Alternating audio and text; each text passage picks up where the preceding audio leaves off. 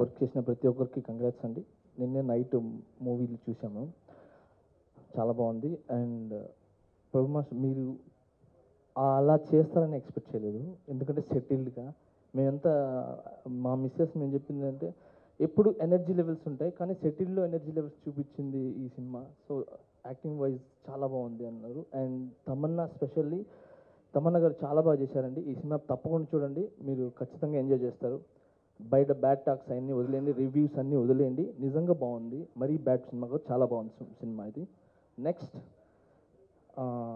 నాకు ఈరోజు నేను ఇక్కడ కొరియోగ్రాఫర్గా నిలబడ్డాం, మేమందరం కొరియోగ్రాఫర్గా ఉన్నామంటే డెఫినెట్లీ ప్రభుదేవ్ మాస్టర్ గారు అండి. ఎందుకంటే అప్పుడు మాకు ఎవరు వర్క్ ఇవ్వకపోతే అసిస్టెంట్గానో దేనికోనో పిలిపించి నిక్సన్ మాస్టర్ నేను పెట్టుకొని ఆయన పౌర్ణమి సినిమాకి కానీ ఇంకా నువ్వు వస్తుంటే మిగతా మూవీస్ అట్లన్నిటికీ ఎవరికొక వర్క్ ఇచ్చి హైదరాబాద్ మాస్టర్ కూడా బాగున్నారు, హీఈస్ ఎ గుడ్ టాలెంటెడ్ అని చెప్పి మా అందరికి వర్క్ ఇచ్చినందుకు thank you so much sir, thank you so much.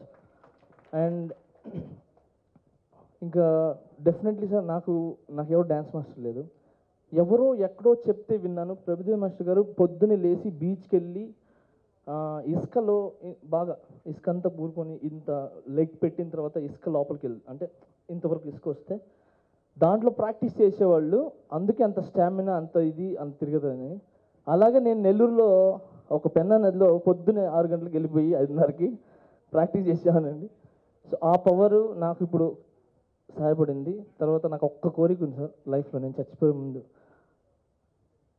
నేను కొరియోగ్రాఫర్గా మీరు హీరోగా ఒక్క సాంగ్ చేయాలని సార్ నా లైఫ్.